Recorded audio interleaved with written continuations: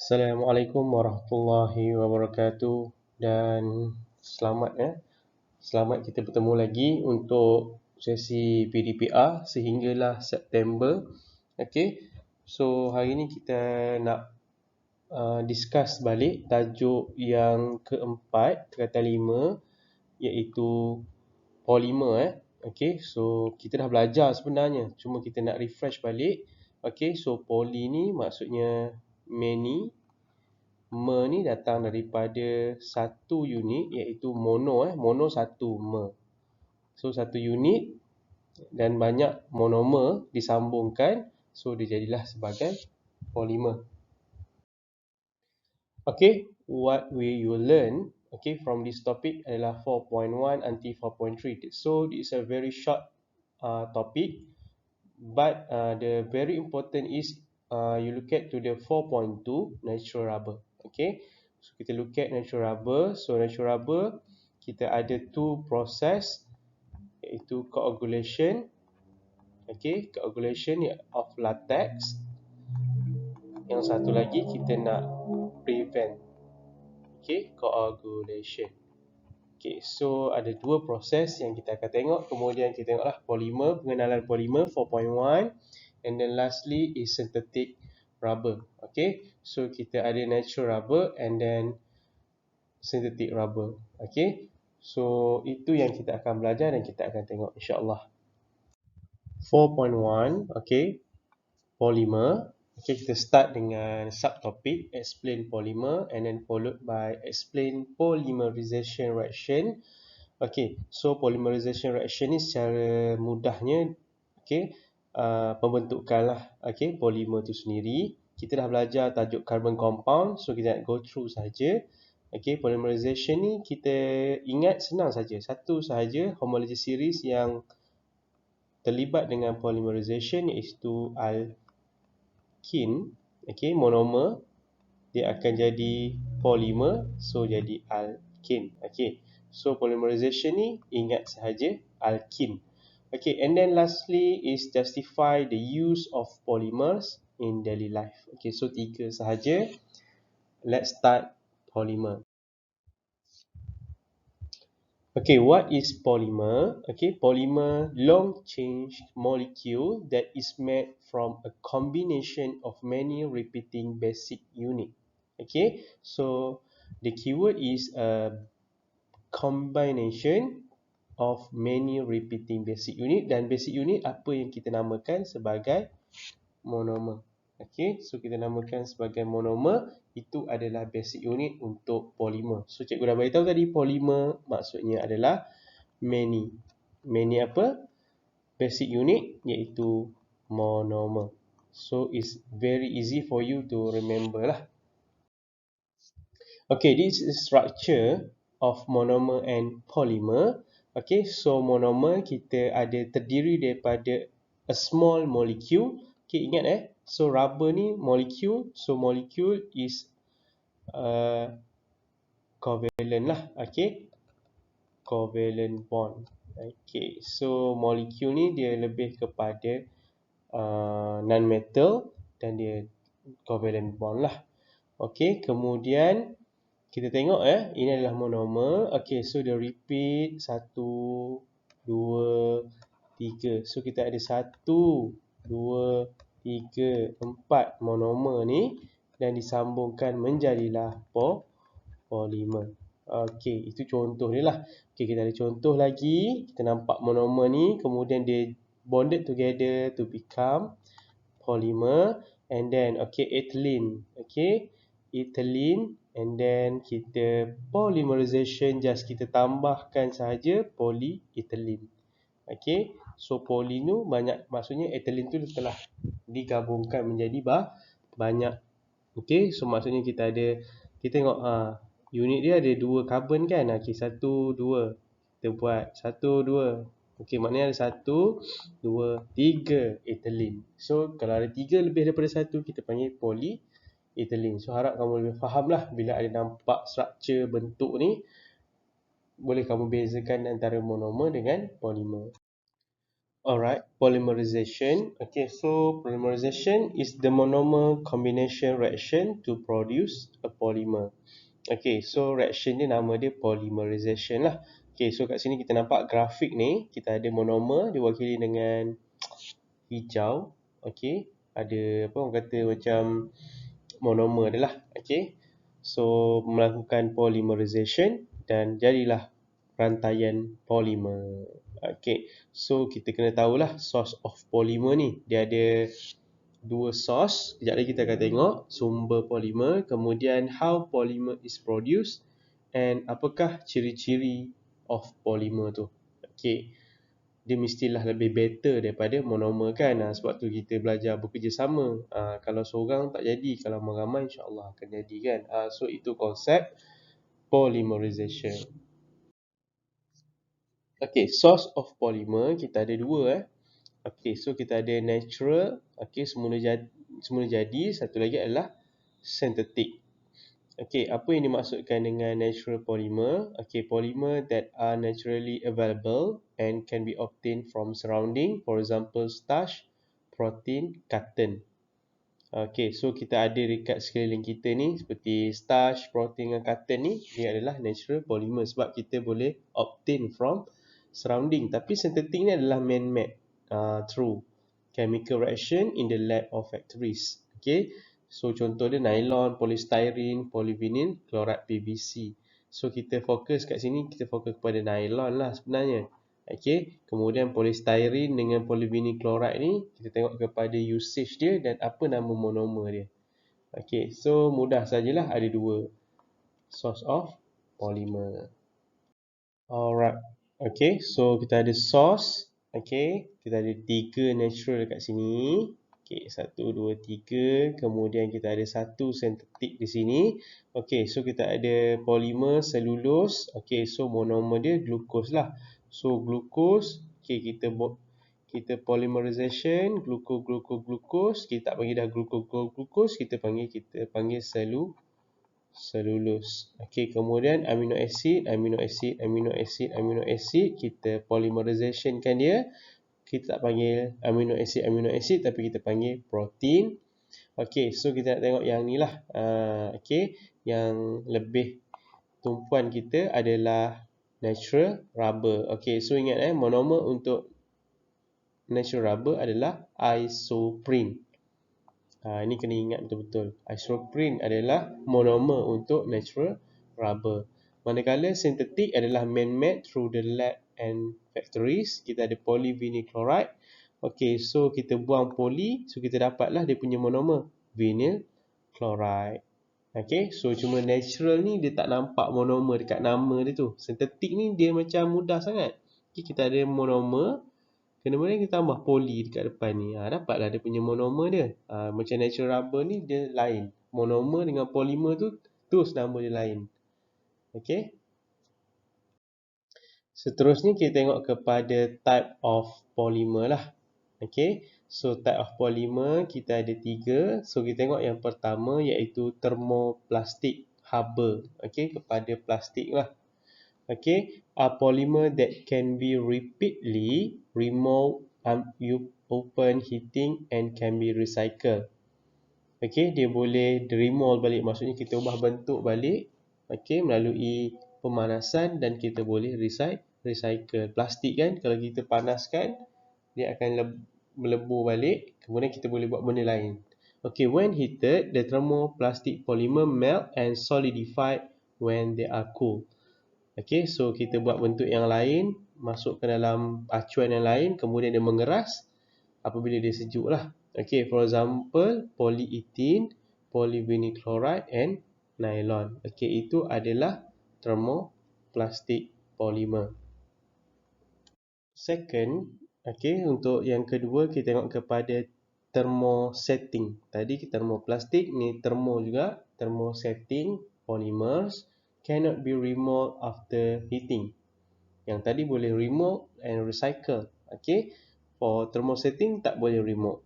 Okay, tak boleh nak buat acuan balik. Thermosetting polymer normally disintegrated. Okay. Or burn, open, heating and cannot be recycled. Okay, disintegrated ni bahasa similar dia adalah dia akan break up. Okay, dia akan break up, kemudian dia akan menyebabkan dia tak boleh nak recycle balik lah. Kita ada melamine and bakelite. Okay, so dua ni adalah thermosetting polymer lah, contoh dia. Okay, and then last one adalah elastomer. Okay, so elastomer ni the very good polymer lah. Okay, yang high level of polymer, kita can be stretched and can be returned to their original shape when released. Possess high elasticity properties. High elastic ni mudah kita nak regangkan.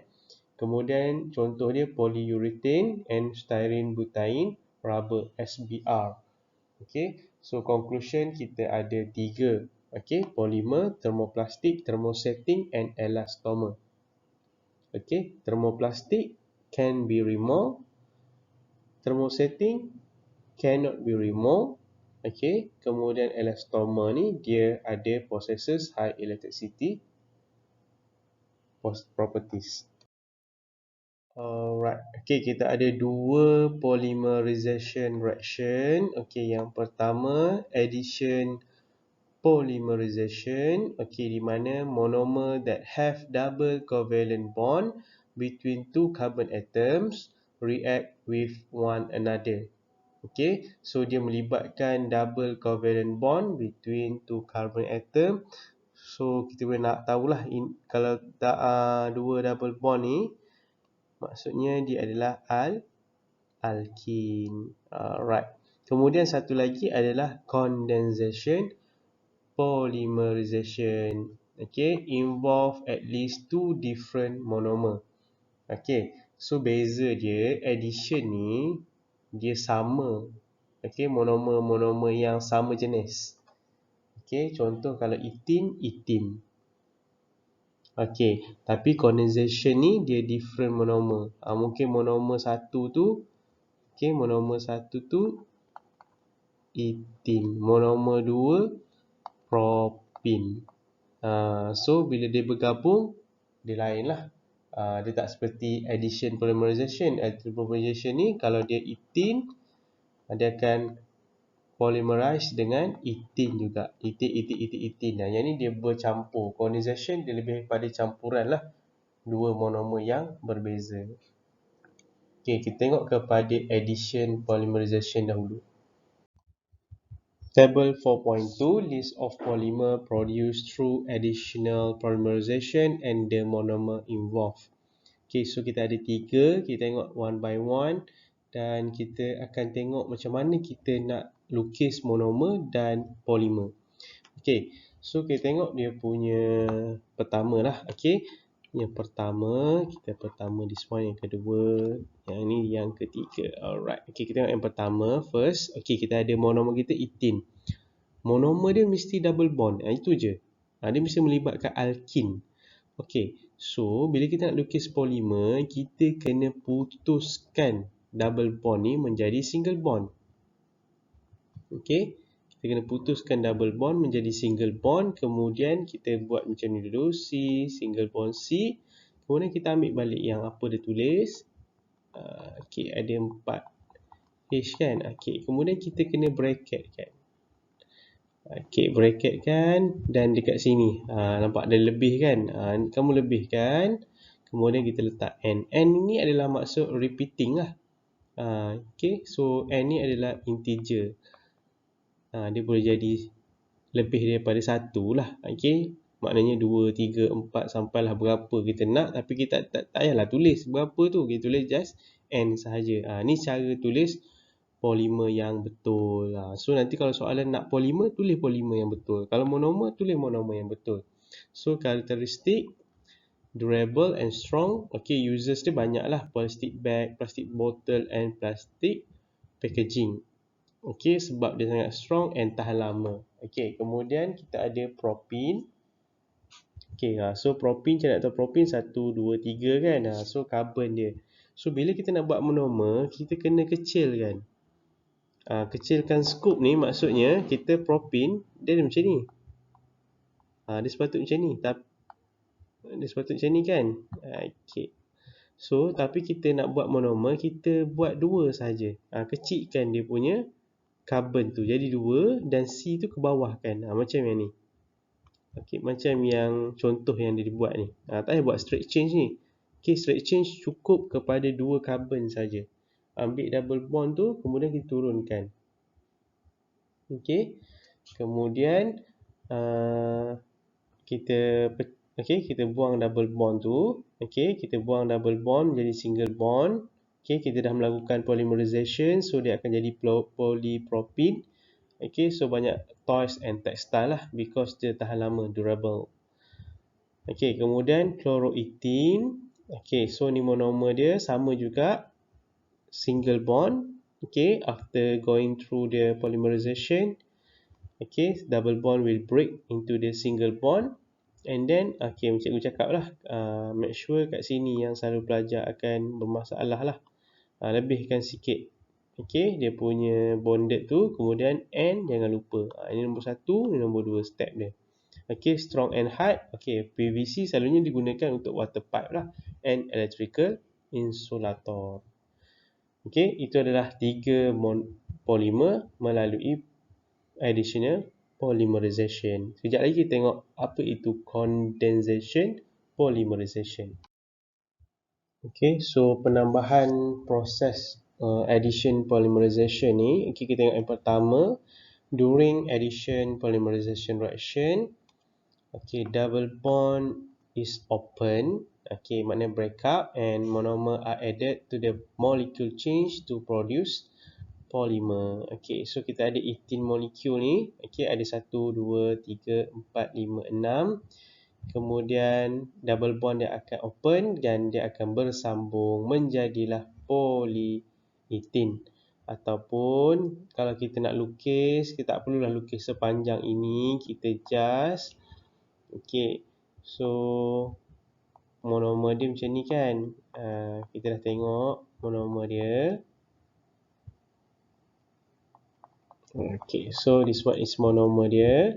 Okay, so kita nak jadikan polimer, kita openkan dia punya double bond menjadi single bond, kemudian kita salin balik hidrogen dia. Okay, kita boleh buat panjang sikit, kemudian kita kurungkan dia, kemudian letak N dekat depan. So ada dua bentuk jawapan lah. So jawapan kita nak macam ni. Okay, sebab itu yang lebih pelajar itu faham lah apa yang dimaksudkan dengan polimer tu. Okay, kemudian kita ada summary. Okay, common drawing.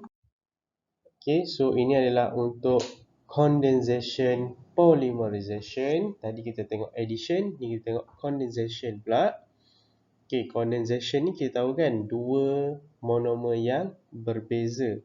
Okay, so kita ada 1,6-hexane diamine dengan decane-diol dichloride. Okay, nama dia panjang, don't worry lah. Cuma nak tunjukkan nama dia berbeza. Okay, so bila nama dia berbeza, dia adalah monomer yang berbeza. Ni pun monomer yang berbeza. Itu yang dimaksudkan dengan condensation. Okay, so involve at least 2 different monomer. Nampak different, dia adalah condensation. Kemudian 2 functional group will take part in polymerization reaction. Okay, so kita ada dua. Kita tengok kepada dia punya functional group. So functional group ini adalah amin. Nanti kamu akan belajar lah, ini amin ya. Okay, ini adalah okay, karboksil kan. Okay, tapi dia bukan karboksil lah, dia lebih kepada diolil dichloride. Nampak macam sama tapi berbeza. Okay, kita ambil dia punya functional group. Okay, kemudian kita buang satu. Okay, kat sini kita buang chlorine. Yang ni kita buang hidrogen. So dia akan keluar kat sini hidrogen chloride. So bila kita gabungkan, terbentuklah nylon. So don't worry lah benda ni. Okay, kita akan tengok soalan dia. So product of polymerization, polymer and water ataupun hydrogen chloride molecule. So dua sahaja, sama ada water ataupun hydrogen chloride molecule. Okey. So kita tengok yang water pula. Okey, so yang ni yang water pula, di antara 1,2-ethanediol dengan tereplatic acid. Okey, so kita ada functional group untuk tereplatic acid. Kemudian kita ada 1,2-ethanediol. Okey, alkohol kan. Okey, kita ambil dia punya functional group, kita buang OH dengan H membentuk air. So dia akan membentuk terilin. So tadi kita tengok nylon ni terilin. So produk dia, kamu senang je, tak ada antara dua. Dia akan buang H dengan Cl menjadi hydrochloric acid, ataupun dia buang H dengan OH menjadi water. Ni nama side produk dia.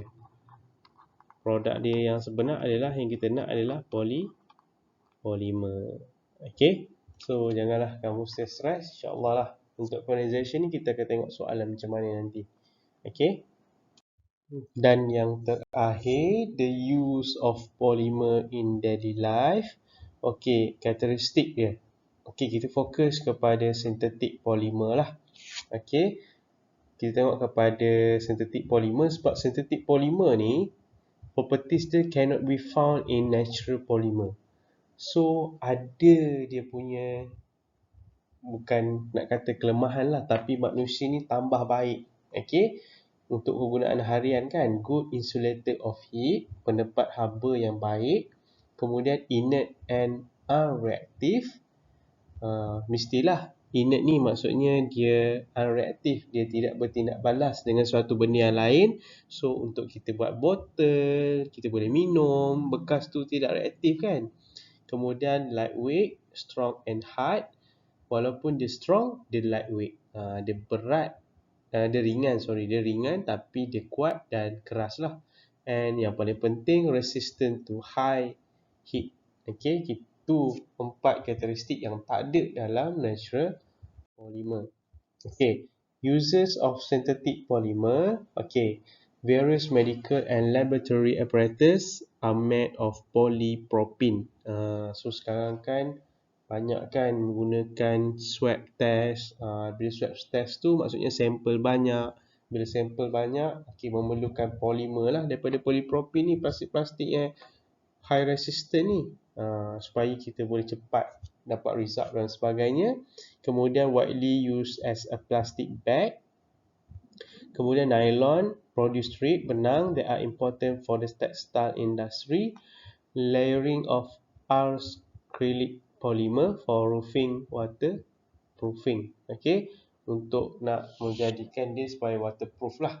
Itu penggunaan polymer. Okay, so polymer dan environment. Ini mesti soalan banyak kebat lah, soalan-soalan environment ni.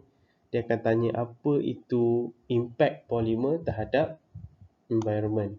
Okay, kemudian diverse properties, kemudian some polymer are durable and long lasting. Dia boleh jadi kelebihan dan dia jadi kelemahan lah. Bila long lasting, susah kita nak uraikan. Non-biodegradable plastic are filled on landfill. Okay, itu impact dia lah kepada environment. Okay, so apa yang kita buat, kita nak sustain use of polymer disebabkan dia tu sangat durable. So kita yang pertama, recycling. Kita ada 3 lah. Okay, to ensure that synthetic polymer do not end up in landfill. Kita recycle. Sebab landfill ni satu tanah yang kita timbus dengan sampah. Okay, dan kebanyakan dia banyak sampah lah. Kita tak cukup landfill untuk, sebab rakyat Malaysia ni dia banyak membuang sampah lah. Okay, kemudian biodegradable polymer enable pollution to be reduced. Dah banyak dah menggunakan bekas plastik tu kan. Okay, bekas container yang biodegradable yang boleh decompose dengan masa yang cepat. Kemudian kita ada yang last one is additive added. Enable plastic to decompose naturally by bacteria, biodegradable or like photodegradables. Okay, so itu adalah 3 cara untuk kita nak menggunakan polymer yang tak memberikan impact yang besar kepada environment. So 3 ni kamu boleh ambil untuk essay lah. Mesti dia akan tanya how you can sustain even though you can use polymer for in daily life lah. Bagaimana kita nak guna polymer tapi bagaimana kita nak sustain juga kita punya environment. And last one, kita tengok contoh ni. Okay, so contoh photodegradable plastic. First day, after 30 days and after 55 days. Nampak dia decompose sendiri melalui cahaya matahari kan. Okay, so plastic products will decompose faster and reduce the plastic dumping issue in landfills. Okay, so ada dua cara kan, biodegradable melalui bacteria dan satu lagi adalah photo light. So satu benda teknologi yang baru untuk kita nak overcome isu ni, okay, dumping issue in landfill. So tanah kita sendiri pun tak cukup, sedangkan kita nak menyediakan satu kawasan yang luas untuk sampah. Alangkah ruginya lah jika sebenarnya kita boleh improve kita punya polymer kita lah. Kita letak aditif dalam polymer tu. Okay, so itu saja, sekian daripada cikgu. So harap kamu boleh faham lah polymer itu apa 3 jenis plastik tu, plastik thermosetting, kemudian elastomer, and then kita tengok bagaimana polymerization tu. Okay, polymerization tu kita ada dua kan, addition dengan condensation polymerization. Okay, so kita jumpa lagi untuk the next subtopic. Okay, Assalamualaikum warahmatullahi wabarakatuh. Bye bye.